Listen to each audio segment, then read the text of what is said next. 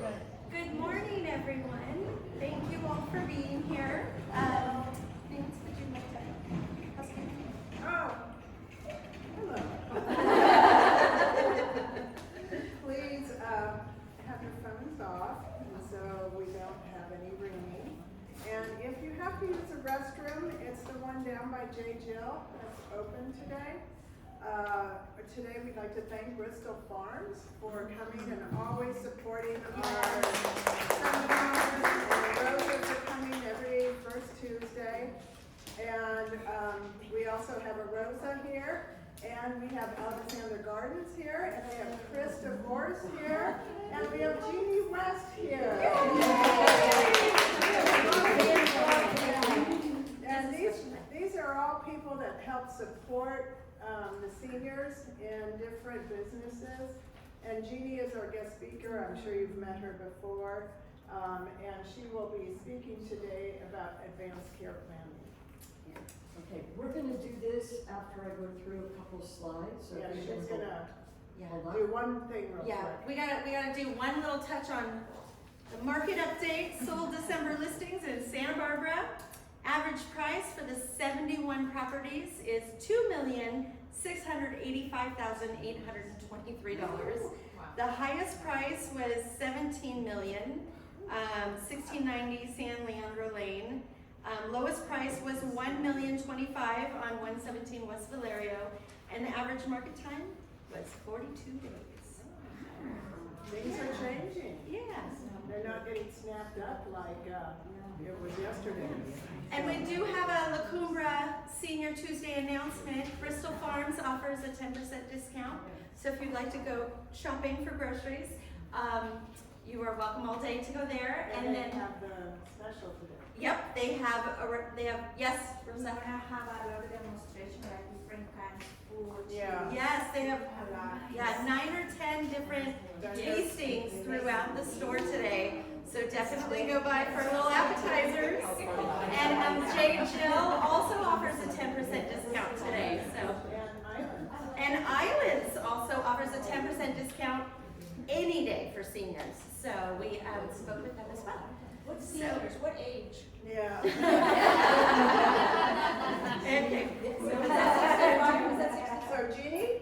Okay, thank you all. It's a pleasure to be here today. Small group or large, the subject is an important one. Yes. Thank you, Rachel and Nancy, for inviting me. And I like always to start with acknowledgements. And they're the ones that believe, because they're kind of on the other end of mom waited too long to move, and now we have to figure out how we're going to make selling the house and getting her relocated happen. So this is actually an appropriate subject for them to host. Hospice of Santa Barbara is here. We have Sarah and Mariska. They have grant funding to encourage people to go out and teach advanced care planning, to encourage people to get their directives done. Not just to talk about it or think about it, maybe even go so far as to have the conversation, but to actually fill out the paperwork. So if you know of someone who wanted to be here today but couldn't make it, or you couldn't talk them into it, you can call Hospice of Santa Barbara. They have trained counselors that will go out to meet people, and they also have a listing on their website of classes that are upcoming. So use them as a resource. And of course, Cottage Health. They worked collaboratively over the last 10 or 15 years with organizations for whom having a directive is very important. Most of those organizations are home care, assisted living, skilled nursing, and so forth. I'm going to call out to people.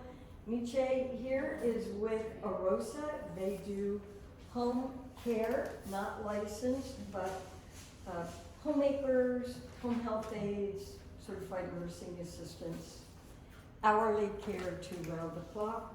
And we have Diane Blair, who's with Alexander Gardens. So that's my unpaid political announcement. Looking for caregiving resources You can nab these two ladies before you go. Why does someone, or should someone, and may I say 18 years of age or older, have an advance directive? What does it do?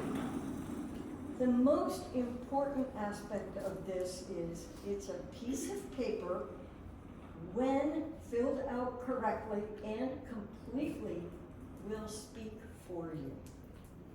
And it is an obligation of healthcare providers to follow your wishes whether they agree with them or not.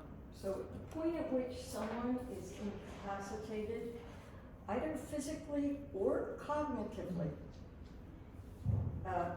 this document speaks for you. And we'll talk about the two purposes.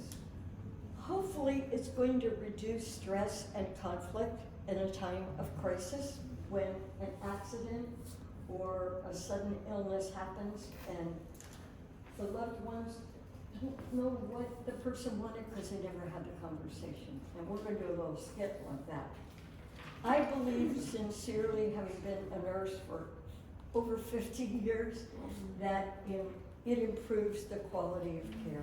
The person with the directive is going to get the care they want and avoid perhaps extraordinary measures. I'm going to tell you a personal story that just happened a couple months ago to a loved one. Supports communication, helps avoid the crisis because the decisions are clearly spelled out, and it respects autonomy and personal values because you're not guessing what my sister or my mom would have wanted. It's spelled out here. It's a great document. I brought the book to show you. It is a powerful read. Atul Gawande, has anyone heard of him? He's a physician who deals with people at end of life, and he has written a book with scenarios about end of life situations, some that went well, some that did not go well. By the way, my care is available in English and Spanish, and I believe you probably learned that Hospice have people that can explain it in Spanish.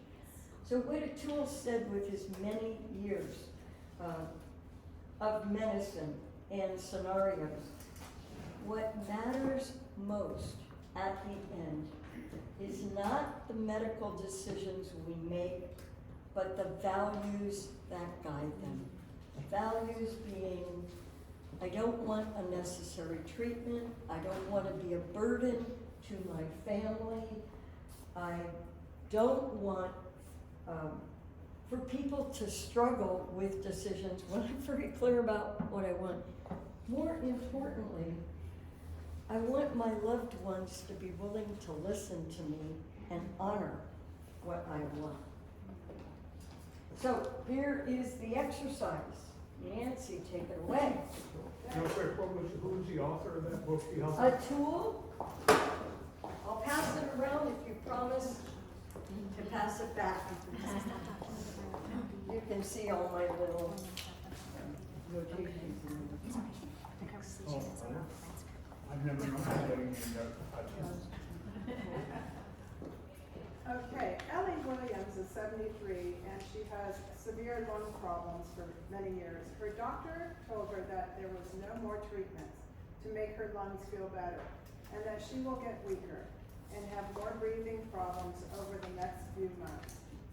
Ellie's husband died several years ago and she lives alone with the help of her grown children who live nearby. She decides it's time to have a talk with her daughter, Penny. Dear, I want to talk with you about something. I saw the doctor last week and he told me there is nothing that can help my lung condition get better. In fact, it's just going to get worse. I'm a little concerned. You know, the doctors aren't always right about these things. I don't think you should take it too seriously. Peggy's my daughter. I'm Trust sure. Peggy. Yes, but maybe you're right. but the doctor said I will need to make some decisions pretty soon. It would make me feel so much better if we could talk about this now.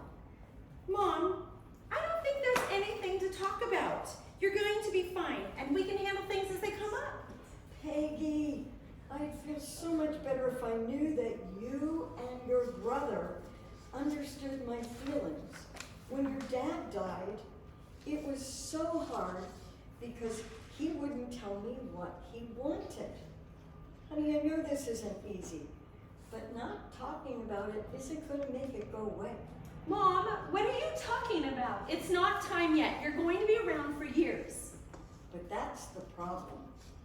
I don't think I want to hang on forever with machines keeping me alive and you and your brother fighting over who has to take care of me. Oh, Mother, you're being silly. Everything is fine. There's nothing to worry about. Oh, gosh, it's late. I've got to go before the store closes. Bye, Mom. Quit worrying. I love you. I love you too, dear, but I could punch you out right now. Does this sound like an unusual scene? Has anyone had something like this happen with a loved one, a friend, and watched the pain that is experienced when the person is clear about wanting or needing to talk about their wishes and it gets rejected by someone they love? Painful.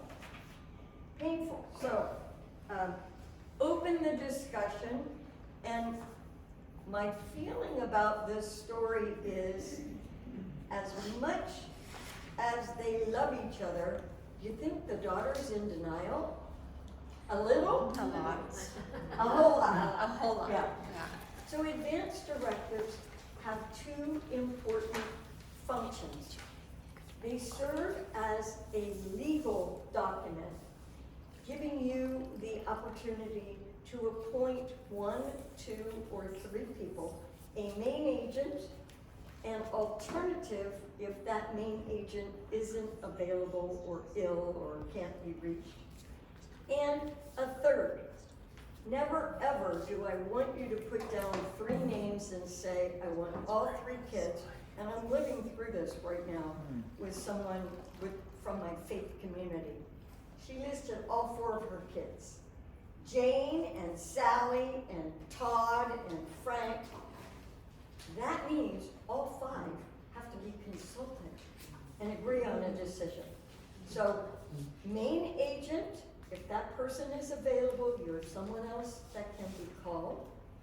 And alternate, you need to talk to the persons you have in mind and make sure they agree to take this responsibility on.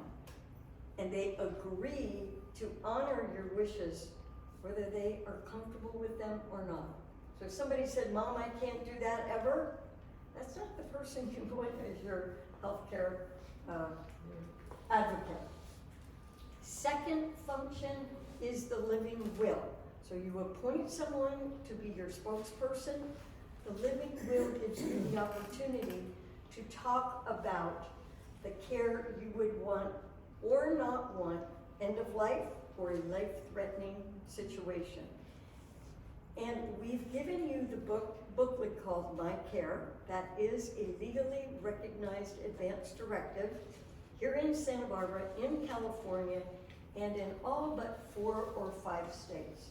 And just had a conversation with some friends who were visiting from Fresno the other day, and I'm the healthcare agent for this one friend who fell and broke her arm. She's 5 years younger than me, had a compound fracture, has other multiple medical issues. And she said, you know, I did this 15 years ago. And I said, I think you should think about all these things again now, and think about whether you want me as your primary healthcare agent. She said, oh, Jeanne, my family would all argue. You're the right one. You could stand up to them. So periodically, it's a good idea to pick this up and look at it again. And we have Tony here. Yes. If I can call upon you using your name, I asked why he was here. He said, I have a directive, but I filled it out 15 years ago. My wishes have changed. And, So- and I've changed partners twice, and now I'm on my final chapter. Okay, pretty Best friend important, for because life, we yeah. don't want someone called that's on that original paper that doesn't like us anymore, isn't available, or might have even died, or had a serious illness themselves. Well, so Okay. quickly, I agree with what you're saying about certainly having more than one, but not too many. You wanna make it an intelligent decision, but you gotta make a decision. Yes, well, know So- that it so- goes down the line. I would say, would you like to do this for me? Would you like to do this for me? And they say, yes, good. I want you people to talk to each other now Yes. while I'm feeling well. Very So we important. know me and, yeah, Yeah, yeah. so my friend who fell actually has an Apple Watch. I don't want an Apple Watch because I don't want to talk to my wrist, and I don't want it bothering me constantly, but believe it or not, that watch alerted me that she was being taken, because I'm her healthcare agent, she was being taken to the hospital. The whole ER ride is coming through on a text message to me from Fresno. Okay, who cannot be your decision maker? Does anyone know the answer to that?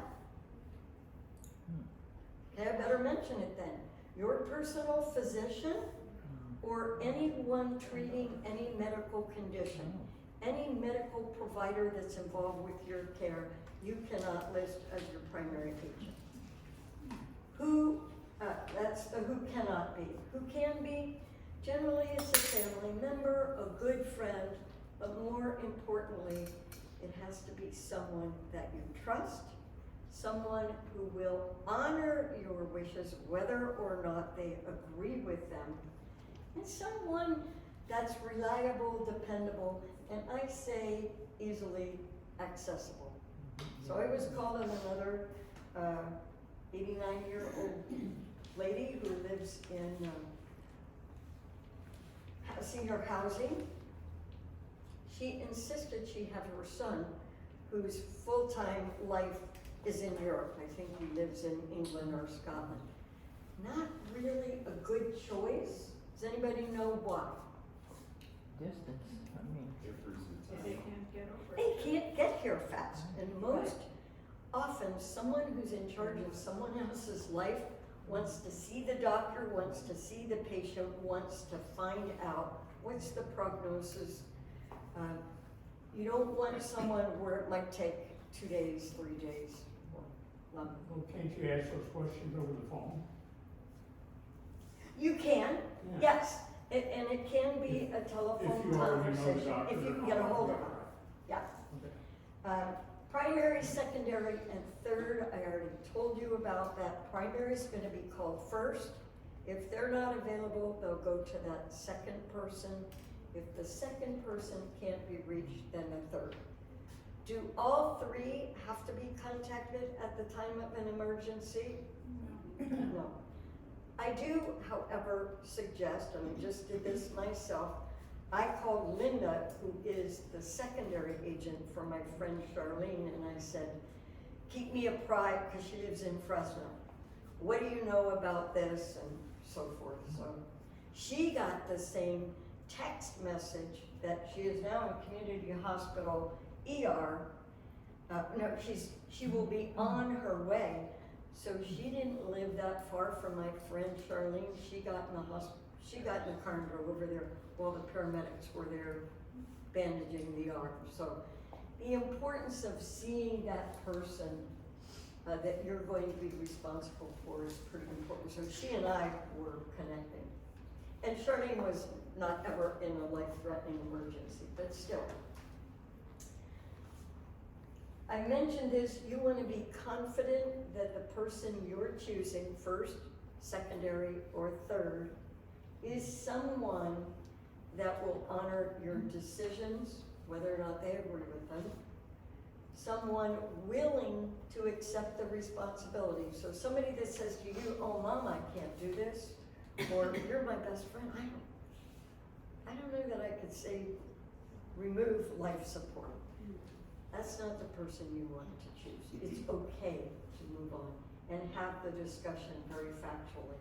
In fact, I said to Charlene, one of the reasons we got together was I said, I'm coming to Fresno, and she said, oh, I love going to Santa Barbara, I'll be good in 3 weeks. So I said, I want to have the discussion with you again, so that you're sure I'm still the one you want 15 years later to be your decision maker. She said, my family will never be able to honor it. They know you're chosen, I've talked to them about it, they're happy that they don't have to be the one to make the decision, so I feel okay about her doing another one. And the other thing that I put in there, if I can do that. Anyway, someone that's not easily swayed by a powerful doctor or a powerful provider who says, let's give it a try for a short period of time, just to see what the potential outcome might be. It's easy to put those tubes in and that ventilator on. It's ethically and emotionally very difficult to be the one to say, remove it. So if your person said, don't ever do that with me, you've got the authority to override what the treating physician may be pushing you to do. So I encourage you to be strong. The authority. What does the health decision maker do? And I encourage that primary to talk to the other two people for the strength and the support in making difficult decisions, not totally alone. But you're giving that person the authority, you're turning your autonomy over to that person when they're no longer able to make their decision. Either because of cognitive loss, the person is unable to understand the medical treatments, or doesn't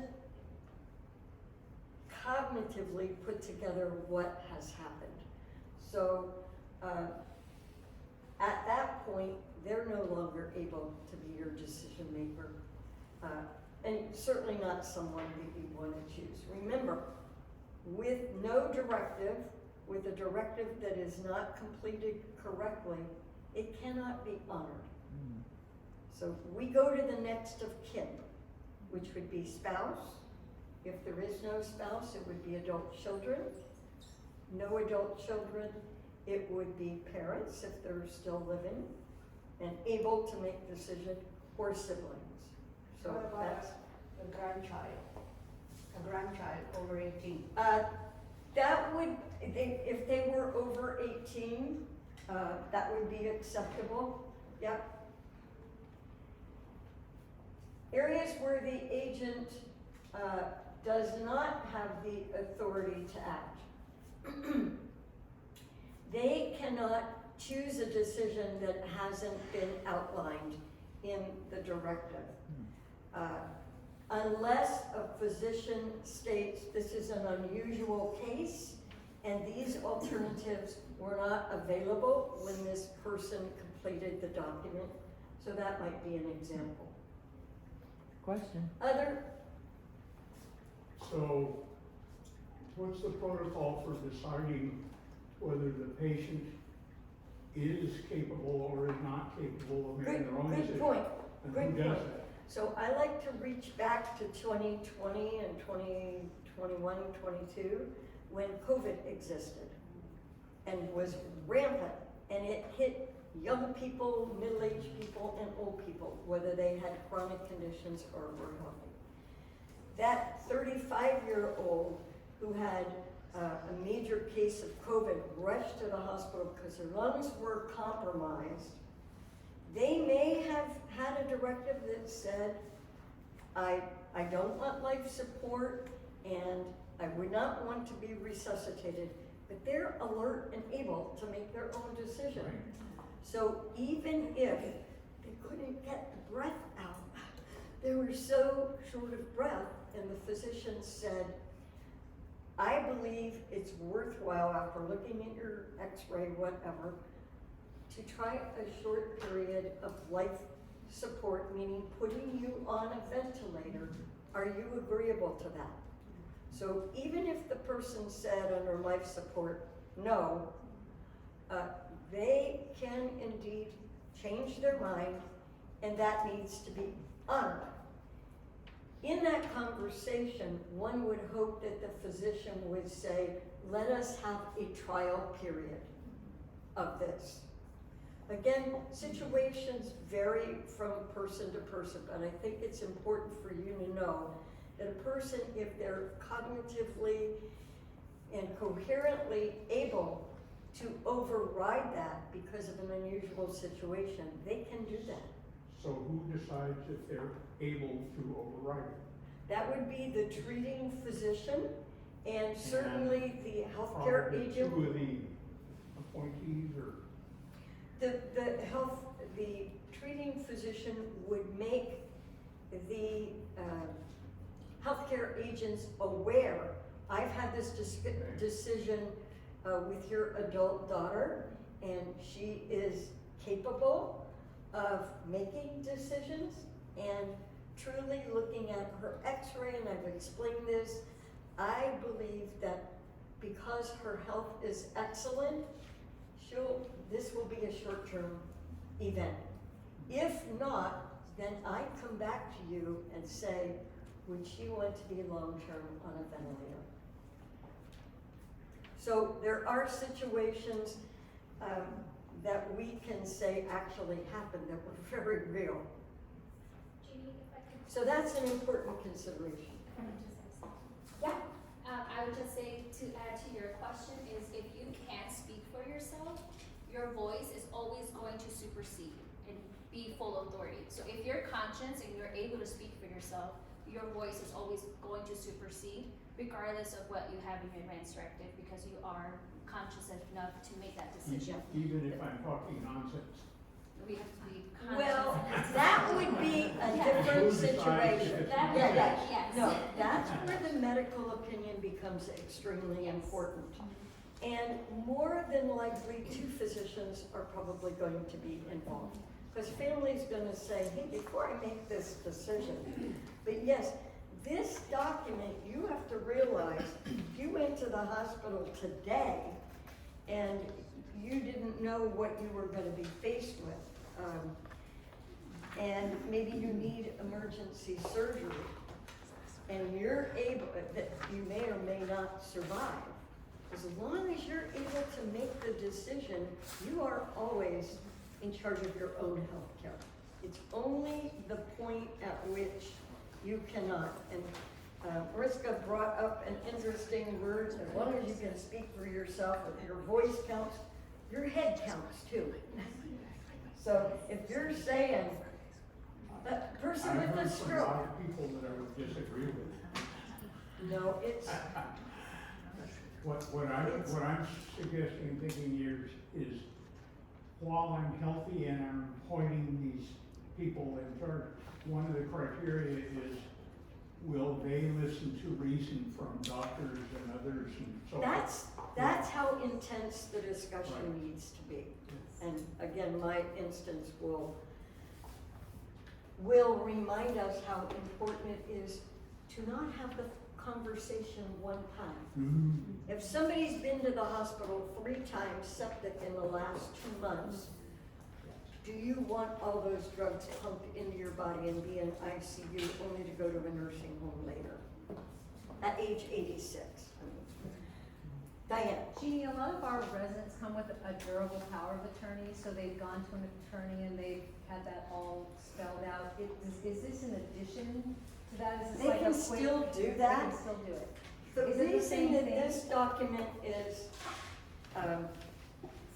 from my professional as a longtime nurse, more desirable is oftentimes the legal documents where the attorney has done a power of attorney for health care in addition to this trust. It's a lot of legalese. This document, you pick up the booklet on page 8 and 9, you know right there, you don't have to read 12 pages of da-da-da-da-da-da. So this is very clear, and I'm gonna say, I want you to all read every page of this, because on CPR, it tells you when it's a good idea to do CPR and when CPR is not likely to work. And what's involved in CPR? Well, they just pound on my chest. No, it's a pretty aggressive procedure, and we'll talk about that more. So, now, I briefly mentioned timing, and if you'll pick up the booklet and go to page 7, I think. 8. 6 and 7 talk about who you're going to appoint. Page 8 talks about the permission you're giving your health agent to perform. So the bottom of the page gives a person the opportunity to allow that healthcare agent to start making decisions now. How many of you want to give over your authority of your healthcare right now? Well, you know your wishes, you're capable of articulating and communicating. How many of you want to say, oh, I'll have my grandson or my daughter? How many of you want to give that away now? Nobody. I did have one lady who was 93 in one of my classes. She said, she signed this. So if you sign this bottom of this page, it has to do with turning over your authority for decision making right now today when you complete this. I've had one person in the 100,000s that I've helped complete this who chose to do that. She said, my daughter goes to every healthcare appointment with me. She knows what my decision, I'm fine with her doing it. So please don't sign this when you complete it unless you want to relinquish your own decision making right now. Most people don't want to do that. Okay, I thought I went over this in a slide, but I didn't. The newer version, this is 2023, I believe, is that the latest? This was not spelled out in previous versions of the directive. On page 8, above that signature that I don't want you to put your name to, unless you want to give up authority, you now have the opportunity to say what you allow your healthcare agent to do or not to do. And by the way, please put your name and date of birth on every page of this document.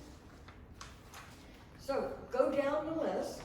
Please do not just check off the box, put your initials in the box so that we know you're the one that said yes. So does this become the document, or do you use this information to hand craft? No, this is the document. This will be scanned into your chart at Cottage. So just going down the list, of course, we want to have our agent have the authority to talk to our doctors, to look at your charts, to choose your providers, knowing they're going to make decisions in your best interest. So anything that you want to say yes to, my friend just did it. She said, I don't even want to take this home. I want to read it with you. She said yes to all of it. So I said, if you had an accident here, you would give me permission to move you back to Fresno for your care because that's where your home is. Yes, so read all those. Any that you don't agree with, you simply initial in the no column. Okay, so I'm going to let you read all that on your own. Have your body cremated, make plans. If you've already done that, as my friend has, she wants her body cremated, she's already lined up with Neptune, she's already prepaid. In that statement underneath, write that in there. I have a contract with Neptune, contract number, blah, blah, I want to be buried at Belmont Memorial Park, or I want my ashes spread out at sea, whatever.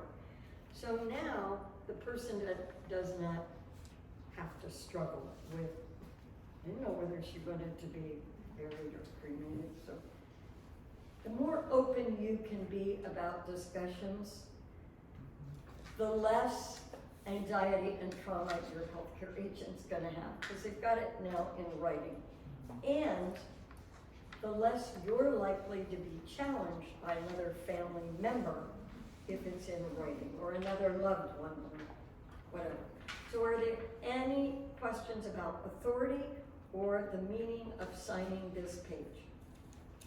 This page has only to do with the time period that you're choosing to activate the directive. So Which page is that one you were pointing at? Which page? that is page 8. 8, okay. 8. Okay. Moving on to page 9. What are life-ending conditions?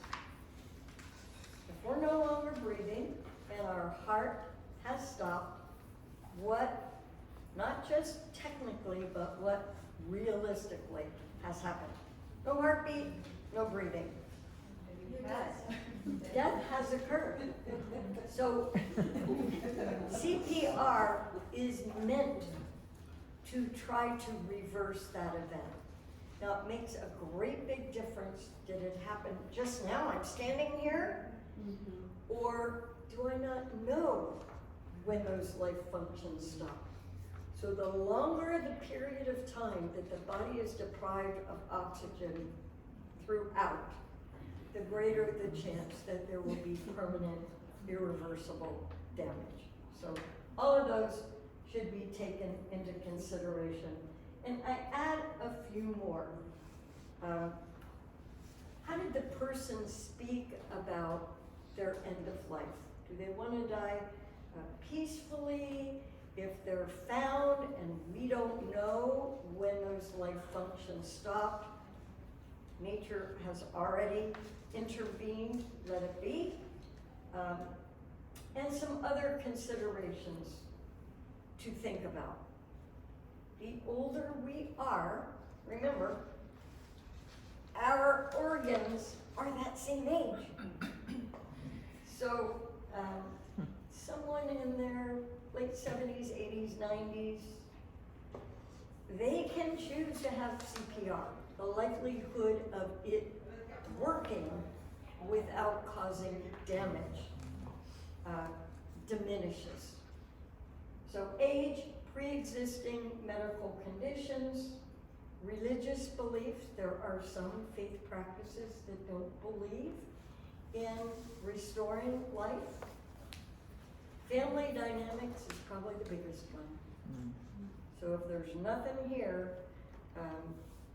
I think we're inviting conflict to happen. And again, in my brother Tom's situation, the benefit of, here we're talking about CPR. He didn't have CPR, but he had some kind of extraordinary measures. What is the benefit? Meaning, is this person with their pre-existing conditions, their age, and their wishes, is that consistent with the treatment we're providing? Or are we adding more burden? The burden being, they're in ICU, they've got all these pre-existing conditions, their health was already poor, they're not gonna go from hospital to home. They're gonna go from hospital to skilled nursing.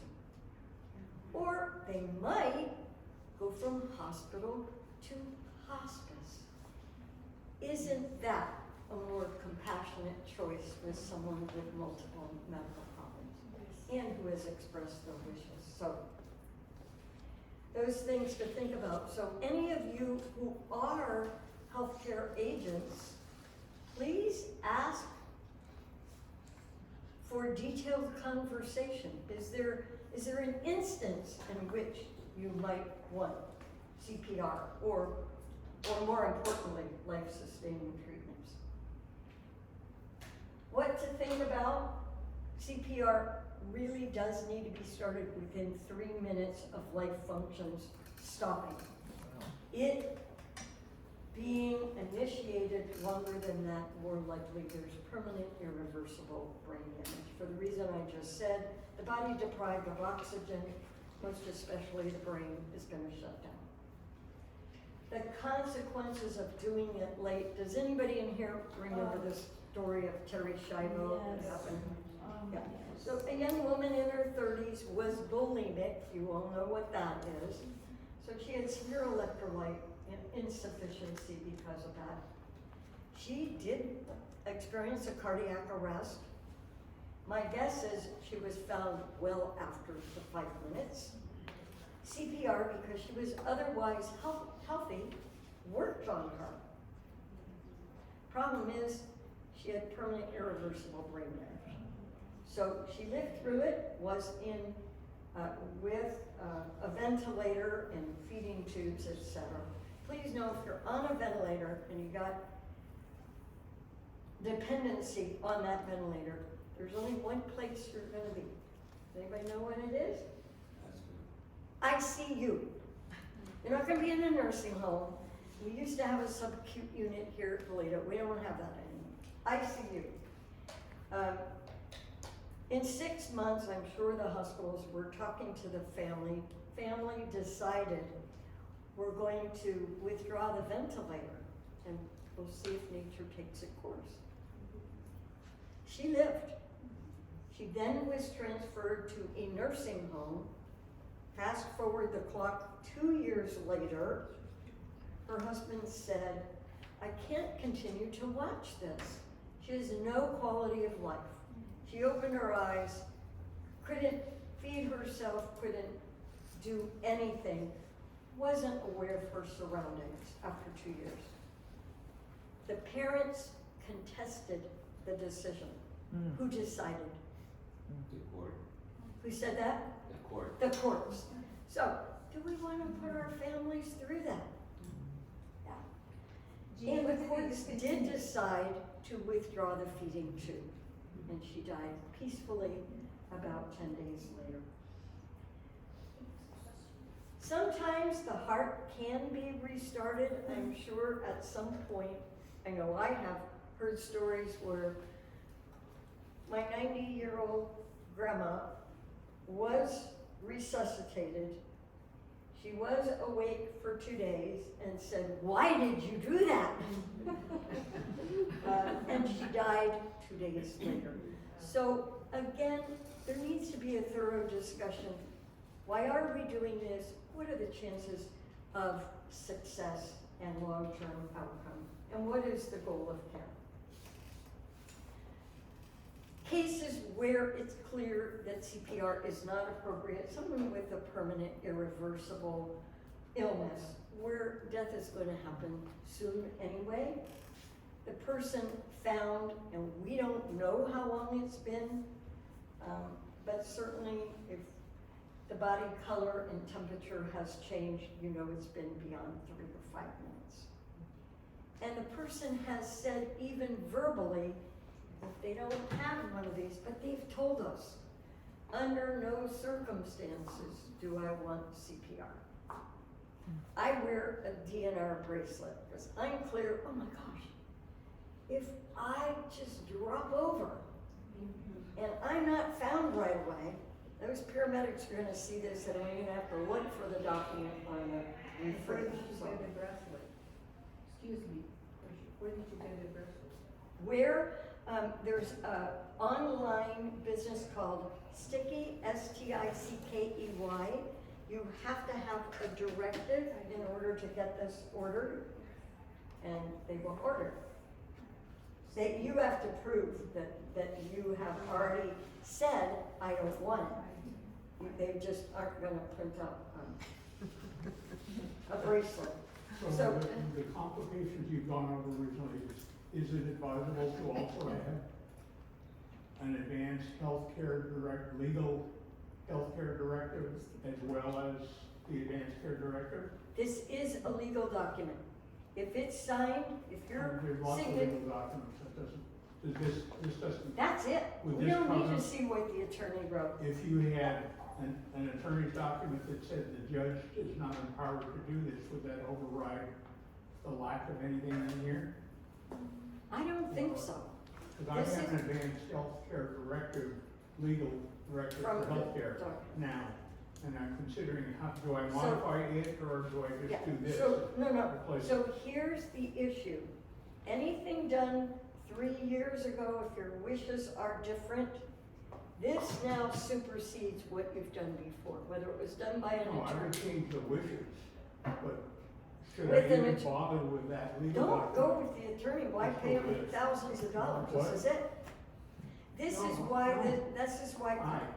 Hmm? I've already paid the attorney. Oh, I know how to edit text. yeah, And I well, know the meaning of words. yeah, I understand that. Yeah.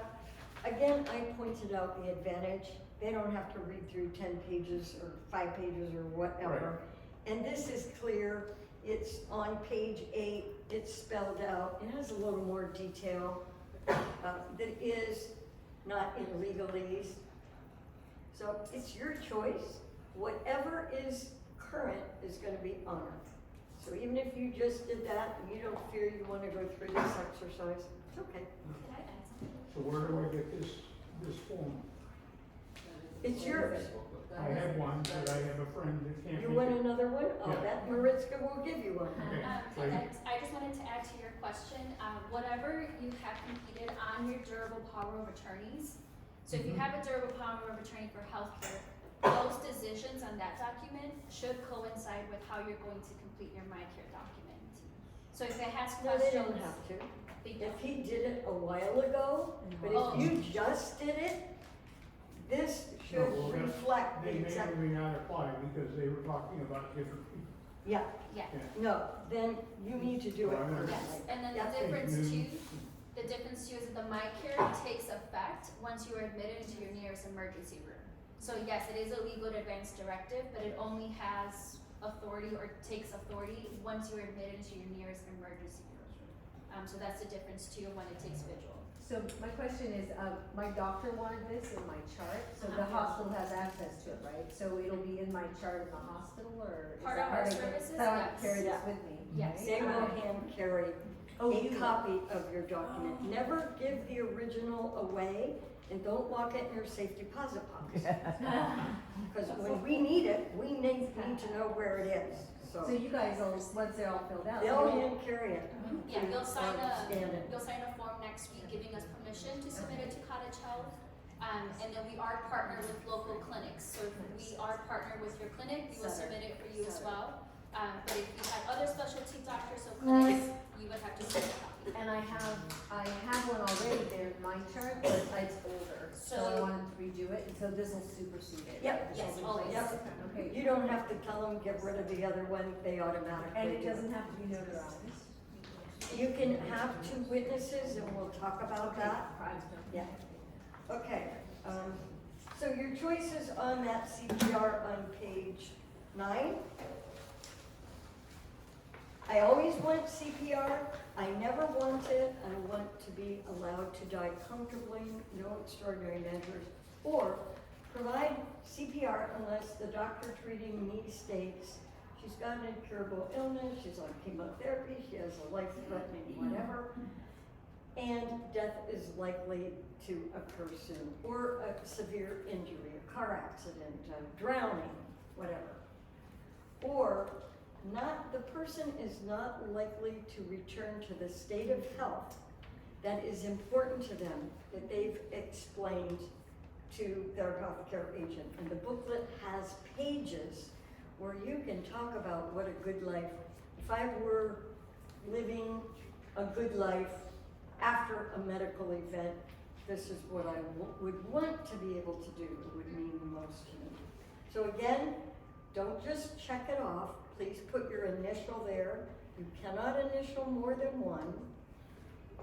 You can, because there's a few lines here, if you chose number 3, you can have opportunity to state something very specific about that CPR. If it appears after a reasonable period of time, please don't put days or weeks or months in there. They don't like that. that I will not return to the quality of life that I've talked about with my doctor and my healthcare agents, treatment should stop. So now everybody's clear. You're gonna initial, if you change your mind, when we go through and explain the document, making sure that you check what you want, and you end up changing your mind, these pages are perforated, you pull it out, you complete a new page, tape it back in, and then it reflects what you've said. Do not cross out. Again, don't check box, put your initials there.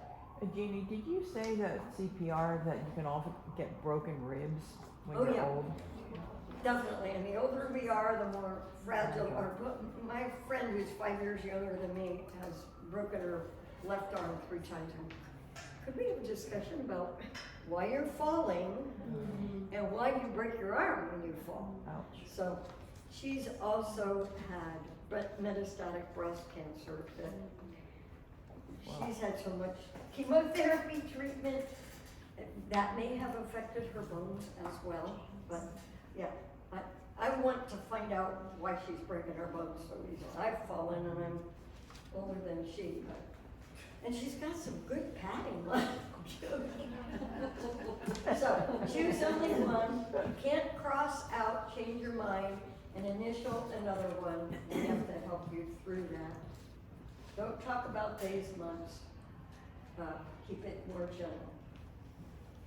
Cottage has given some flexibility to decision makers.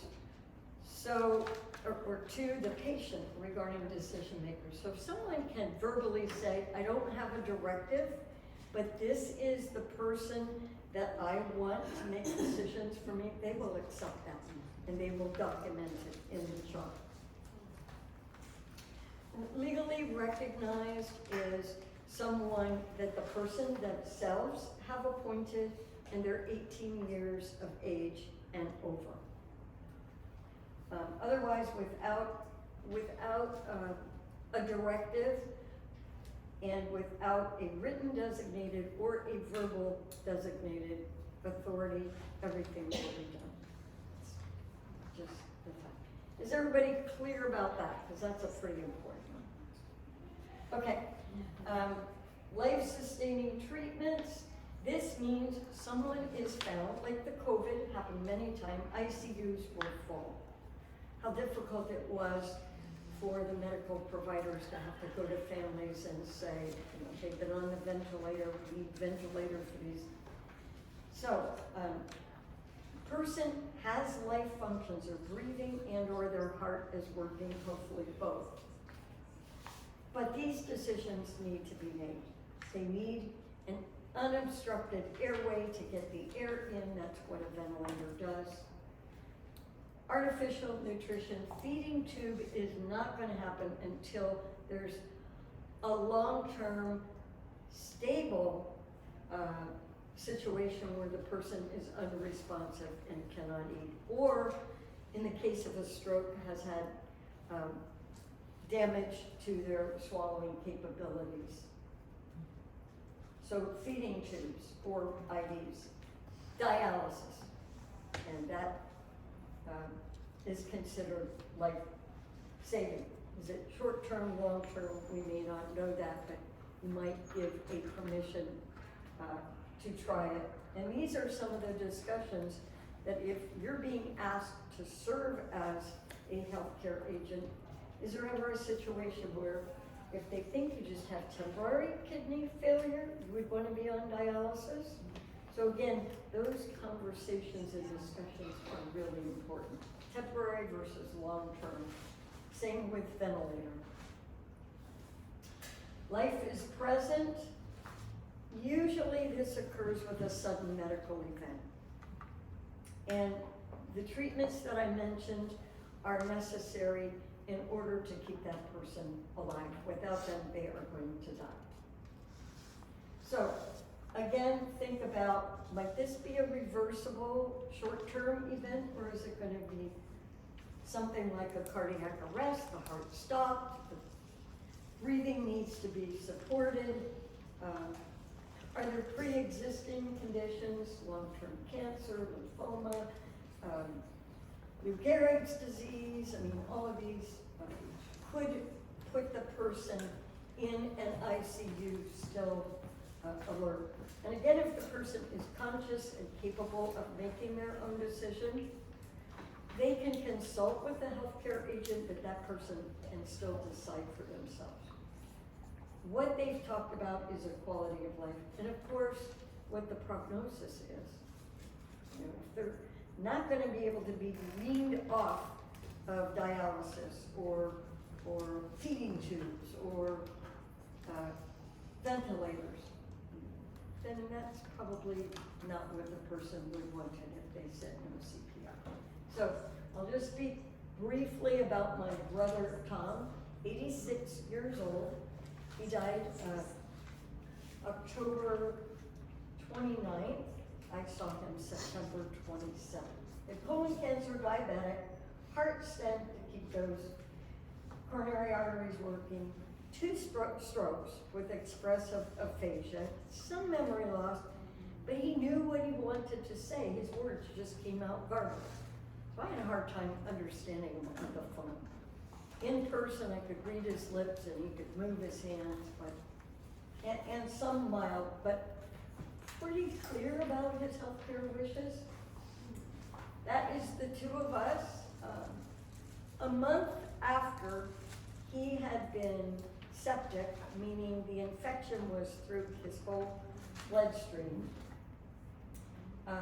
hospitalized for about 20 days, and then went to a rehab because he couldn't walk, and he was being cared for by his 94-year-old wife. So he's 86, she's 94.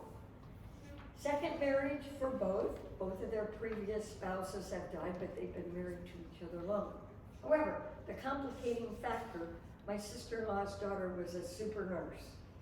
So she was telling the doctors what to do. Now, he didn't stop breathing. He just, every time he got septic, and I'll bet he had been septic 5, 6, 7 times over the period of these 20 years with chemo and all of that.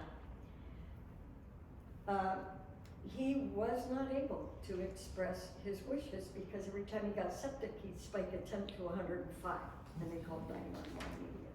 So there was no conversation, to my knowledge, with him about if this happens again, what do we do? 2 weeks after I left Pennsylvania, so I can't get back there easily, same thing. Septic again. They poured the drugs, poured. He was in ICU, God knows how long. In the hospital, 18 days. My sister-in-law told me after he died that in August, after the first sepsis, they were told he had heart damage from all of these infections. They still continued to pour all this in. Did they talk about it? Did my nephew, his biological son, want me to have a discussion with him because he was the healthcare agent? But the stepsister was making the decisions. Long story short, 18 days after the septic episode and all these drugs with the heart damaged, he was sent to a nursing home, which he never wanted to return to. He died 4 days later. If that doesn't break your heart, I don't know what does. Because he didn't want that, and he said to me, I'm done, I'm ready. And he didn't tell that to anybody else. No. And nobody apparently asked him, because he would have said. So please don't have the conversation just once. Have it after any illness, after a hospitalization, if you've had a higher level of care. After that first nursing home visit, that discussion should have happened all over again. So, yeah, be clear about your wishes going forward. All he would have had to say, if they would have listened, could have listened, was, I don't ever want to go back to the hospital again. No matter what, I'm done. Keep me comfortable. Hospice care. What didn't happen? No conversation, no discussion with all those that cared about him. Just one stepdaughter and one son, and he was easily swayed. And what matters the most? How long we live, or how long? Oh, wow. Okay, short term versus long term, I'm way behind here. How has the person defined quality of life? Is there greater weight on, I wanna live longer, or to be a good quality? I don't wanna be home at the end, not in a nursing home to die by myself. Does it require a higher level of care? What is a reasonable trial period? Treatment options, that's on page 10. Kind of, it gives you an idea of what these life-saving treatments are. There's a definition, and then you have 3 choices. I do not want life-sustaining treatment. If it's been started, stop it. So it could have been started by the paramedics because they couldn't find the directive. They get to the hospital, the directive is there, stop it. Yes, for organ donation. I'm gonna let Mariska, but basically, remember again, if I'm 92, my lungs are 92, my heart is 92. Nobody wants a 92-year-old. It is possible to donate tissues. So eyes for cornea transplant, skin, and they have a longer period where they remain viable before being transplanted. But for the most part, organ donation, they're not gonna put a lot of weight in that if there are serious pre-existing conditions or age. Or I want to continue life-sustaining treatment, but you need to specify what are the conditions. And the hospitals seem to like that cute little thing I said. I would like a trial period of life support to determine my potential to return to the quality of life that I have discussed with my doctor and my family. Pretty straightforward. Don't say a month, 2 weeks, whatever. You could be on it 6 years later. Organ donation, there's a clear page on that. And how to make the document legal. Please do not sign it when you're completing it unless you're in front of the notary or you have 2 witnesses. The witnesses, usually not family members, because oftentimes you hear the scenario I just explained. One family member may think she's got all the medical fixers there. So 2 friends, 2 people from church, 2 neighbors, 2 people you work with, cannot be your healthcare agent. Cannot choose someone and then have them witness it, a low conflict. Or better yet, have a notary. So Hospice of Santa Barbara, we'll have a notary here next week. We encourage you to make an appointment, come back, bring your driver's license or another form of legal ID. They will, so you don't do both. You don't have to have 2 witnesses and a notary, one or the other. And then the rest of the document is really beautiful. You don't have this in a attorney-driven document where you can sit down and say, if I were having a really good day, I'd be able to bathe myself, dress myself, enjoy a TV program, enjoy family visit. If I'm totally independent, that wouldn't be quality of life. What matters most, my life would not be worth living if I could not feed myself, dress myself, not aware of where I am, not recognize anyone. Whatever is important to you that means it's a good life from this point on. Then, page 16, your preference for the place where you would wish to have your final days and hours. Home, hospice, skilled nursing, hospital. Religious beliefs, if you have a faith tradition? Would you want someone to visit you, give you last rites, last blessings? Put the name of the church or the faith community and even a contact. And after death, or when you're cremated, buried, or do you want to leave that to your healthcare agent? Most people want to make their own decisions. And then any other instructions. Then this tells you the people that should have copies. We've already made it pretty simple for hospice to come and provide the notary. They will get the copies. And they're not going to be prepared to make 5 copies for you to give to your healthcare agents. So healthcare agents, family members, your doctor, of course, the hospital, your children, and then it also on page 18 tells you when to take this up. So 15 years is a long time as we get older, because a lot changes in that period of time. So I'd say after 70, 65 or 70, if you have a chronic condition, you should be looking at this every year. Otherwise, maybe every 5 years, or if you've been in the hospital. So, Tony, before you leave, if you want to sign up for a notary. Yeah, we'll call, it may be both of us coming back next week, Oh, so we can pick up okay, on then too. so put Tony, possibly 2. Do you need an extra booklet I'd rather. for the other person? Okay, okay. And then there's a card on the back. This peels off. Good idea, fill it out and put it in your wallet. So now, if someone has a heart attack, trips on Can't hear you. a step, or falls downtown, we know who you are and we know that you have a directive Where and is who to that? call. So use this card. And I'm sorry I went so long. Oh, It's all important information. Question. I just want to know if you could repeat I have what to you talk said. I to would Chris. like to try to hear. I would like, if you've said, I do want life support, this seems to be acceptable.